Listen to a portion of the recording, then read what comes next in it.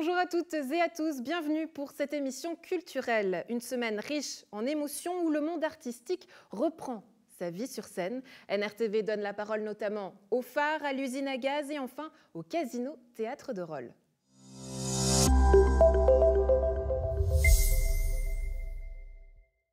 Du 13 au 22 août, le phare s'est transformé en fabrique des arts du vivant. C'est l'heure du bilan avec sa directrice, Véronique Ferrero de Lacoste. Bonjour, merci d'être avec nous. Bonjour. 10 jours de festivals et de fêtes, beaucoup lutter contre vent et marée, vous avez dû. Quel bilan est-ce que vous en faites ? Alors, ce premier temps fort de la Fabrique des Arts Vivants s'achève extrêmement bien. Et nous sommes surtout ravis de la tentative dont il est question, puisque je crois que cet été, cette période du mois d'août, était pour nous la première étape de cette fabrique, ce commun singulier 1, où nous explorions des formats, des temporalités assez différentes de celles à laquelle nous avions préparé le public jusqu'alors, c'est-à-dire plus des spectacles en salle, par exemple. Plus de spectacles en salle, on parle de réelle transformation. Le phare s'est mué. Qu'est-ce que vous avez changé ? Alors, ce qu'on a surtout changé, c'est que toutes les propositions artistiques ont eu lieu, comme je l'ai dit, à l'extérieur, dans la rue, dans une forêt, dans un parc, au bord du lac. Donc ça, déjà, une chose. Bien sûr, on le faisait déjà au phare, mais maintenant, cette édition a été uniquement avec des propositions comme ça. Et la grande transformation, c'est justement de ne plus réunir un groupe de personnes importantes dans un lieu clos, mais plutôt de petits groupes de spectateurs pour des expériences souvent beaucoup plus longues que celles de la durée d'une performance habituelle. Par exemple, un trajet en minibus dans la région, plutôt qu'une proposition qui s'inscrivait sur 5 jours comme une forme d'école nomade.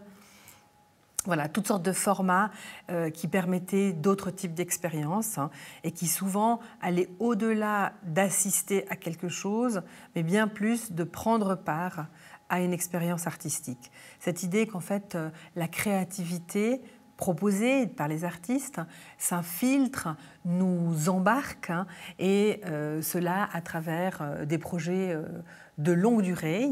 Donc par exemple une journée entière de marche depuis la Cure jusqu'au bois de Genolier. Puis là, on retrouvait un autre groupe de spectateurs qui était venu à pied depuis Nyon et un troisième groupe venu en train pour ceux qui ne pouvaient pas marcher. Mais une proposition artistique qui dure une journée entière, qui n'est pas une randonnée. Voilà justement, des images d'un parcours. Qu'est-ce que c'était exactement ? Alors ça, par exemple, c'était une proposition de Laurent Pichot dans ce tour en minibus dans la région qui jouait entre réel et fiction, c'est-à-dire qui mettait ensemble des moments du paysage ou de l'action spontanée, naturelle qu'on pouvait rencontrer, découvrir, redécouvrir dans la région, avec des actions performées comme celles qu'on a vues là avec ces danseurs. Je sais qu'on vous a souvent reproché d'être élitiste, parfois même un peu obscur. Est-ce que vous comprenez cette critique ou vous essayez de vous en détacher ? Est-ce que vous la comprenez ? Alors, je ne veux même pas la comprendre ou m'en éloigner. Je pense que, tout d'abord, qu'est-ce que l'élitisme ? L'élitisme, ce serait de s'adresser à une élite, mais de quelle élite parlons-nous ? Première question. Et surtout, je pense que, comme on le dit, comme me l'a dit quelqu'un récemment, comme on dit aux enfants qu'il faut toujours goûter avant de savoir si on aime ou si on n'aime pas, je dirais simplement à tous ceux qui ne sont encore pas venus au phare de venir goûter. Et maintenant que vous avez goûté à cette édition particulière, qu'est-ce que vous souhaitez garder de cette édition, Véronique ? Eh bien, je souhaite garder cet véritable ralentissement dans lequel on est rentré. Je pense que le phare a entamé une transition qu'on peut comparer à celle de la transition écologique de laquelle beaucoup de monde parle aujourd'hui, c'est-à-dire ralentir, produire autrement, des artistes qui ne viennent plus qu'en train, et plus en avion, à moins qu'ils soient très très éloignés, des artistes qui restent longtemps ici, qui rencontrent le territoire, qui rencontrent les habitants, une dimension de local à tous les sens du terme, pas seulement les fournisseurs locaux avec lesquels nous travaillons. Je me permets de vous couper, mais est-ce qu'il n'y a pas aujourd'hui un sentiment d'urgence ? On sait que les artistes sont dans le besoin, ils ont besoin d'être sur scène, tant financièrement que ce besoin viscéral. Donc, Comment ralentir pour ces artistes? Parce qu'en fait, je pense que le métier doit changer, comme beaucoup de métiers. Et c'est une réflexion qu'on a entamée au Phare qui est très, très intéressante, qu'on partage avec les artistes, bien sûr. On n'est plus dans une forme de métier où on fait appel à un artiste qui vient, qui fait une performance, un spectacle pendant 2 jours et qui repart. Et qui, en amont, a travaillé pendant plusieurs semaines à la création d'une pièce. Je pense qu'on doit essayer de trouver une façon de travailler avec des artistes au long cours, en lien avec la société, sous différents types de formats. Prochain rendez-vous donc de ces rendez-vous, parce que c'est une suite, hein, c'était pendant la période du festival, mais il y aura une suite. Qu'est-ce qu'on pourra découvrir et quand? Alors, le Commun Singulier 1 s'est achevé avant-hier. Et puis, le prochain Commun Singulier, le 2, aura lieu début novembre. Ensuite, fin novembre, un numéro 3 qui sera le Phare à la Chaux-de-Fonds, donc aussi avec cette idée maintenant qu'on se déploie sur un territoire de Suisse romande. Et encore un Commun Singulier 4 en décembre. Ça, c'est ce qui est programmé pour le moment. Et puis la suite, on verra avec ce qu'on peut faire sur le printemps. Si on parle justement de cet avenir un peu incertain, à l'avenir, est-ce qu'on pourrait imaginer que le Phare garde cette mouture du festival ou pas? Aujourd'hui, on ne veut pas le décider. Aujourd'hui, je pense qu'on est tous dans une énorme inconnue et encore beaucoup, beaucoup d'incertitudes sur le futur et sur ce que la vie nous réserve. Donc, on s'est donné plutôt comme mot d'ordre écoute, être à l'écoute du monde dans lequel on vit et faire avec les informations qu'il nous donne. Véronique Ferrero de Lacoste, directrice du Phare, merci beaucoup d'avoir été avec nous. Merci.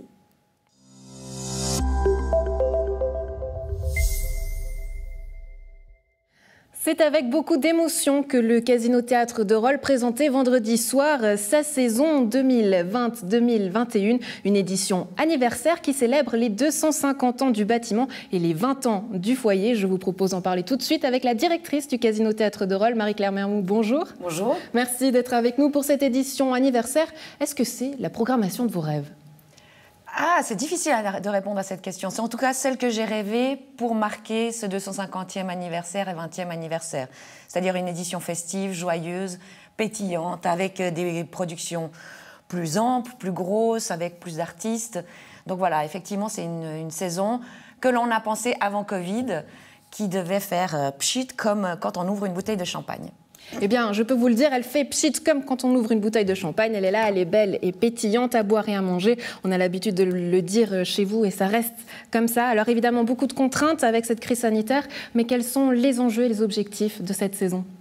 Le premier enjeu, c'est de rassurer le public, c'est de lui faire comprendre qu'il peut venir en toute sécurité dans le théâtre. Le deuxième, c'est de maintenir l'activité, c'est-à-dire qu'on ne se trouve pas dans une situation où un artiste, un membre de l'équipe, un spectateur vient dans le théâtre, est porteur et donc on doit fermer pour une quarantaine. Et le troisième, c'est de survivre entre guillemets toute la saison sans avoir des mesures qui se restreignent, mais ça, clairement, ça ne dépend pas de nous. Qu'est-ce que ça veut dire concrètement que vous composez au jour le jour ? Ce qu'on a décidé de faire, c'est qu'on n'ouvre pas l'entier de la saison pour la billetterie. On va ouvrir jusqu'à tout début janvier, jusqu'au 3 janvier, les premiers spectacles. Et on ouvrira de 3 mois en 3 mois la billetterie pour se donner la flexibilité, si d'aventure on doit fermer ou que les mesures changent, de pouvoir adapter nos jauges en fonction de ces mesures. Lundi, sur ce même plateau, Véronique Ferrero de Lacoste, directrice du Phare, nous disait qu'il fallait consommer la culture de manière différente, de manière plus locale, de manière plus lente. Est-ce que vous êtes d'accord avec cet avis ? Alors, local, ça a toujours été notre cas, puisqu'on travaille essentiellement, je dirais, à 90 voire 95% avec des artistes romans. Donc, ce problème-là, on n'a pas à le vivre de voyages qui ne peuvent pas se faire. Plus lentement, peut-être. Maintenant, nous, c'est clair que nos saisons, on les prépare en février, tout est bouclé. On ajuste en mars et puis on commence à travailler sur la rédaction. Donc, changer, c'était difficile. Ce qu'on a pu faire, c'est ajouter des spectacles qu'on avait reportés. Donc, non, on n'est pas dans le moins, on est dans le plus, paradoxalement. Et c'est peut-être sur la saison 21-22 qu'on va construire une saison de manière différente. Ça, c'est très probable. On en parlera peut-être d'ici quelques instants, mais pour cette saison 2020-2021, donnez-nous un peu envie. De quoi est faite cette saison ? Elle est faite de beaucoup d'humour, de beaucoup de rencontres joyeuses, avec un spectacle phare pour l'ouverture, qui est un spectacle, une revue, qui est la Revue Romande, qui est portée par l'équipe de la Nouvelle Revue de Lausanne, qui s'appelle Confinage. Donc, on sait tout de suite de quoi il sera question. Où en gros, ils ont pris le parti pris d'aller directement dans le sujet qui nous a occupés ces derniers mois. Et puis ensuite des spectacles d'humour avec Thomas Wiesel, Pierre Auqueigne, Claudine Gabarbet. Et un spectacle qui, moi, me fait beaucoup rigoler et dans lequel je prends beaucoup de plaisir, c'est Mon père est une chanson de variété, où en gros le public va vivre un moment entre émotion et joie et plaisir, parce que vu que cet artiste a construit sa vie sans père, il s'est imaginé un père à travers les chansons de variété. Donc on va chanter pendant le spectacle, c'est-à-dire qu'il y a comme un karaoké, lui chante, et surtout ce qu'on découvre, c'est que les chansons de variété françaises ont parfois des textes qu'on n'écoute pas au final et qui sont parfois graves ou durs. Et voilà, ça, c'est un moment très joyeux aussi. Donc je dirais que jusque toute l'année, il y aura des temps avec des spectacles joyeux, des seuls en scène, plusieurs artistes, voilà. L'occasion donc de faire participer le public et de vous en convaincre avec les artistes qui étaient sur place lors de la présentation de la programmation.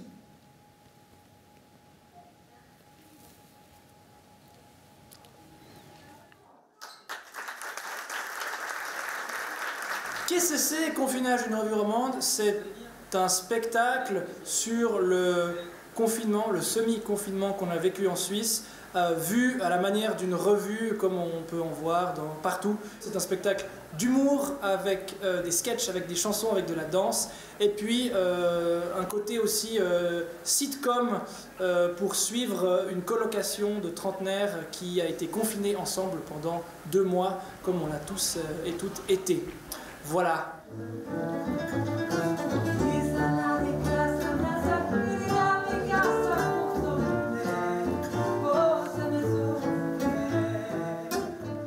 Clochard Céleste, Cabaret Rebetiko, c'est un spectacle qui interroge une musique, le Rebetiko, qui interroge une musique née dans des circonstances extraordinairement tragiques. On est en 1920, 22, 23. Le Rebetiko, c'est une musique qui fusionne des éléments de musique ottomane, des éléments de musique populaire grecque, des éléments du sud des Balkans, des éléments de musique juive, séfarade, parfois poignante, parfois un peu désinvolte, nonchalante, parfois goguenarde, et qu'on va explorer à travers un cabaret, une forme de cabaret, et des sketchs entre les chansons, si on veut bien, des petites scènes qui sont comme cette musique, parfois poignant, parfois nonchalant et parfois goguenard.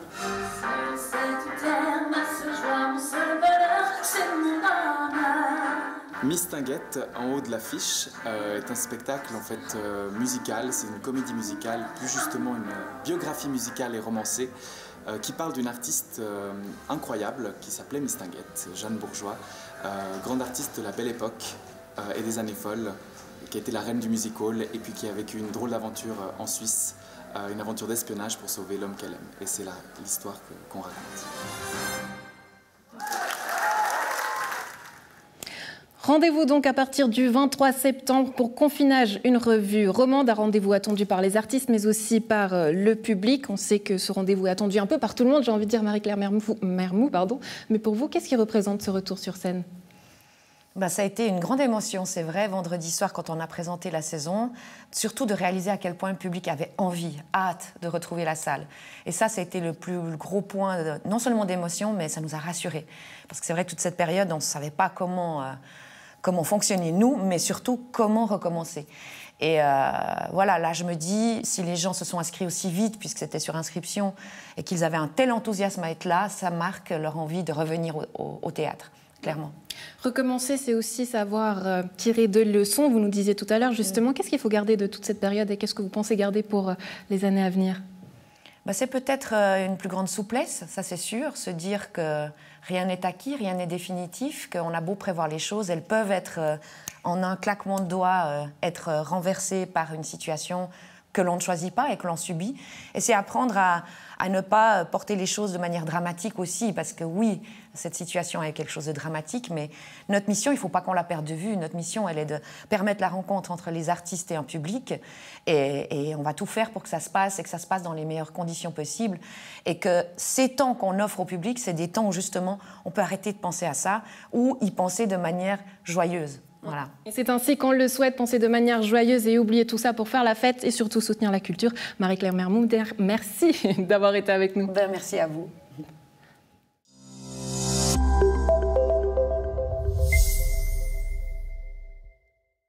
L'usine à gaz lance dès septembre sa 3e et ultime saison hors les murs avant de regagner ses locaux en juin 2021. Une saison plus intense, courte, mais riche en collaboration. On en parle avec la directrice, toute nouvelle, Karine Grasset de l'usine à gaz et aussi Mike Colly, nouvelle aussi, programmatrice musicale. Bienvenue à vous, merci d'être avec nous, mesdames.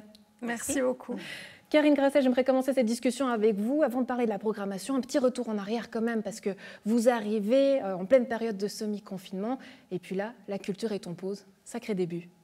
Oui, c'était assez troublant, en effet. C'était, pour décrire la situation, je suis arrivée dans des bureaux qui étaient désertés, enfin déserts, pas désertés, pardon. Déserts parce que l'équipe était en télétravail. Effectivement, la saison était interrompue, le chantier était arrêté, et voilà. Et puis il a fallu un petit moment pour prendre la mesure des implications de l'interruption des activités, gérer cette interruption, nous faire une visibilité financière, dégager des perspectives de reprise de l'activité, et puis clarifier le calendrier, en fait. Donc effectivement, ça a pris un petit peu de temps pour trouver ses marques et pour établir un point de départ. À présent, ce point de départ, plein de nouveautés, des nouveaux locaux, mais aussi une nouvelle équipe. Rapidement, combien de personnes est-ce qu'on aura à l'usine à gaz? À ce jour, on est 7, on devrait bientôt être 8 pour lancer la saison et traverser cette année qui va nous conduire à intégrer les murs de l'usine à gaz, on sera 8. 8 personnes pour combattre, j'ai envie de dire aussi, cette crise sanitaire, ce mouvement un peu particulier qui y règne. Et cette crise, justement, elle a mis en lumière la très grande précarité du milieu artistique. Aujourd'hui, dans quel état d'esprit est votre équipe? L'équipe, je crois, est très engagée. Enfin, c'est ce que je sens vraiment. Je sens que tout le monde est mobilisé, tout le monde est là. Il y a 3 personnes, et ça va faire 4 avec la prochaine qui va arriver. Enfin, en tout cas, la moitié de l'équipe qui est arrivée dans les 3 dernières semaines. Donc, c'est un début très, très dynamique, très vigoureux. Il faut se saisir tout de suite des enjeux et des objectifs. C'est une mise à l'épreuve qui est quand même assez challenging, on va dire. Du challenge, justement, Maï, vous en aurez. Vous étiez déjà là au sein de l'usine à gaz en tant que responsable communication. Aujourd'hui, vous prenez vos fonctions en tant que programmatrice musicale. On sait que c'est un rôle hyper important pour l'usine à gaz, une scène emblématique de la ville de Nyon. Quels sont vos objectifs? De quelle usine est-ce que vous rêvez? Je rêve d'une usine pour vraiment rassembler les gens, de proposer à l'image de l'usine à gaz vraiment des styles différents, essayer de satisfaire le plus grand nombre, ramener peut-être un public un peu plus jeune, peut-être collaborer, je ne sais pas, avec des associations de la région, mais vraiment que ce soit un lieu rassembleur. Un lieu rassembleur et surtout, pour cette demi-saison, vous avez mis l'accent encore plus sur la scène locale suisse. Pourquoi, Karine? Pour 2 raisons. D'abord parce qu'il y a beaucoup de talent en Suisse romande et en Suisse, bien sûr. Et aussi parce qu'effectivement, c'est une période qui est difficile pour le milieu professionnel et il nous semblait important d'être solidaire et d'essayer au moins de donner des perspectives d'emploi. Mais les choix sont d'abord des choix de cœur. Des choix de cœur. Effectivement, on a un sentiment qu'on se doit d'une certaine solidarité. Sans le milieu professionnel, sans les artistes, on n'existait pas. Il n'y a pas de salle. Une solidarité pour toute l'équipe technique, mais aussi pour l'artiste. Alors, on sait que les choix sont difficiles à faire, tous les choix sont de cœur et importants à soutenir, mais les grands temps forts de cette édition, ce sera quoi? Donnez-nous un peu envie. Parmi les temps forts, peut-être mentionner le premier spectacle accueilli, qui est un spectacle qui mêle danse et musique, danse et chant. Un objet très insolite, assez audacieux, qui va se créer tout bientôt, à la fin de la semaine à la Bâtie, à Genève. Marthe Krumenacher et Chloé Bierry. Donc c'est une improvisation entre une danseuse et une chanteuse dans un dispositif très complexe avec 62 postes de radio qui diffusent 62 pistes différentes de sons. Voilà, c'est la première fois qu'on amène.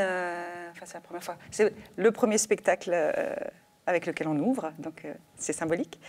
On a ce très joli projet, la Bibliothèque sonore des femmes, qui est une installation pour laquelle on collabore avec la Bibliothèque adulte de Nyon, et qui est un projet qu'on a repris, qui était déjà dans la saison passée, et qui nous a semblé très important de reconduire, et on a eu l'opportunité de le faire. C'est un projet qui met en lumière les écrivaines femmes, donc, dont l'histoire de la littérature fait assez peu auquel l'histoire de la littérature fait assez peu de place. Donc voilà, c'est une manière très inventive de Julie Gilbert d'avoir commandé des textes à des autrices contemporaines au nom de ces écrivaines de l'histoire. Et ces textes sont lus par des comédiennes que l'on peut entendre en décrochant des combinés téléphoniques. Et donc voilà, c'est un très joli projet. Après, on a vous avez entendu dire justement que le but de cette programmation, c'était d'avoir un peu la parité homme-femme. Et côté musique, aussi, vous vaguez à travers les lieux de Nyon, la parenthèse, le temple. Et là aussi, qu'est-ce que vous avez choisi de nous proposer pour cette demi-saison ? Alors, il y aura vraiment plusieurs styles différents. Comme vous l'avez dit, il y aura une parité homme-femme de talents suisses et d'ailleurs. Notamment Sarah McCoy, le 2 octobre au Théâtre de Maran, qui est une blueswoman avec une voix incroyable, qui est originaire de la Nouvelle-Orléans et qui sera au Théâtre de Maran. Donc, on se réjouit vraiment de l'accueillir. Il y a aussi Camilla Sparks dans un registre un peu plus électro, un peu plus, dans une ambiance un peu plus rock ou un peu plus dévergondé finalement d'un truc, qu'un concert assis. Mais autrement, ça va aussi à de la musique cinématographique avec Chassol, qui nous emmène vraiment dans un univers d'images et de musique qui nous fait vraiment voyager. On voyagera donc avec cette saison hors les murs pour la dernière. J'ai envie de dire, finalement, ça va être compliqué niveau temporalité, mais est-ce que vous vous réjouissez pas plus, très franchement, que ça se finisse pour pouvoir tout recommencer? Oui, non?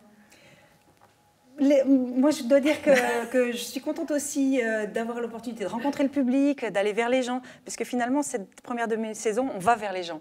On va dans les lieux, on va dans d'autres villes, on va à Rolle, on va à Coppet. Donc c'est chouette aussi ça, d'aller rencontrer le public, puis après de l'accueillir à la maison. Et c'est ainsi que ce sera fait. Tout bon à vous, merci d'avoir été avec nous. Merci beaucoup. À la maison, n'hésitez pas donc d'aller voir toute la programmation sur le site de l'usine à gaz.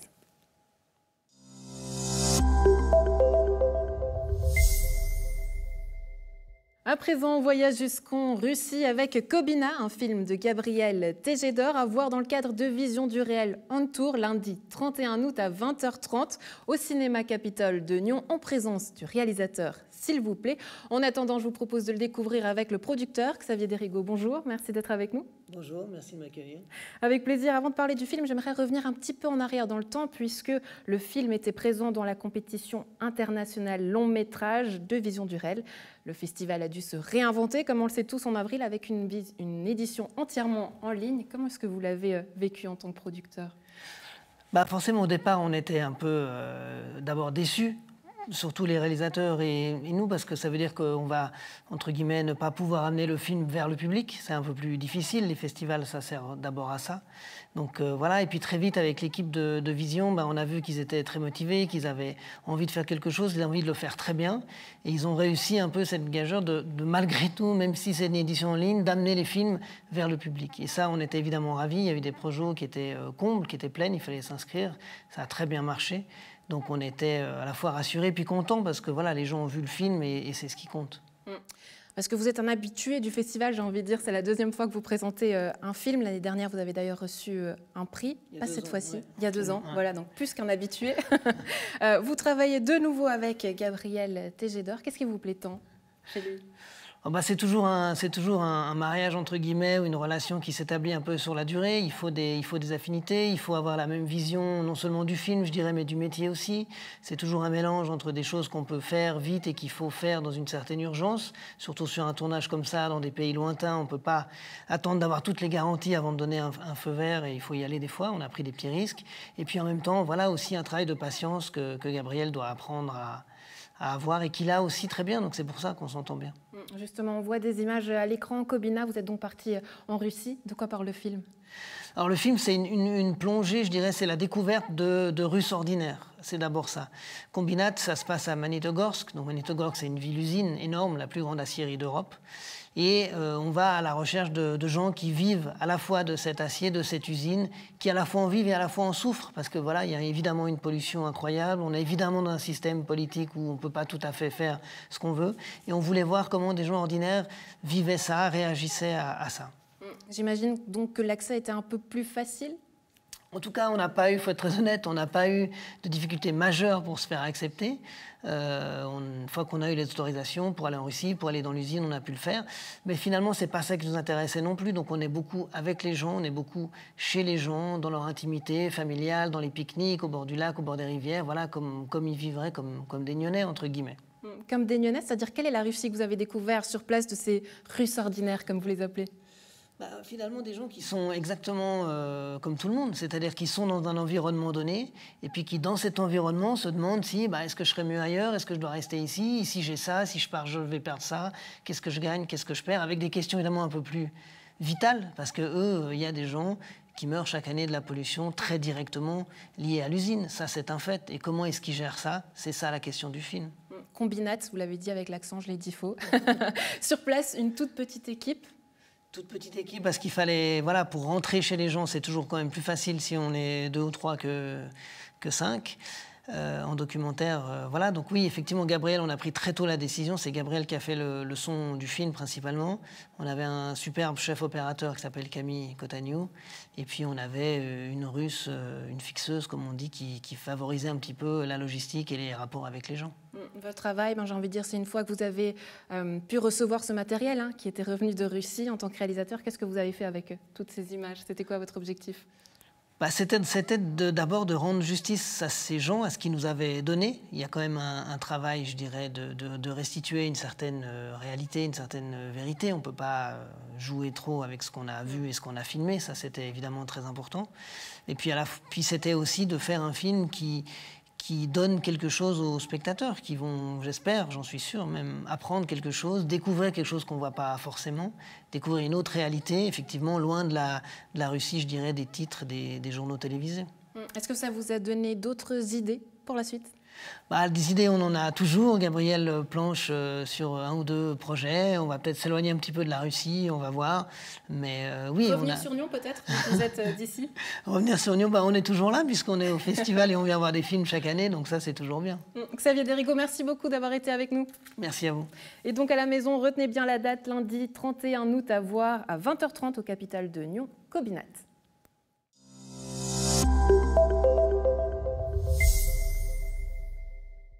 Un plaisir d'avoir été en votre compagnie. On se retrouve très vite pour plus de culture et plus d'aventures.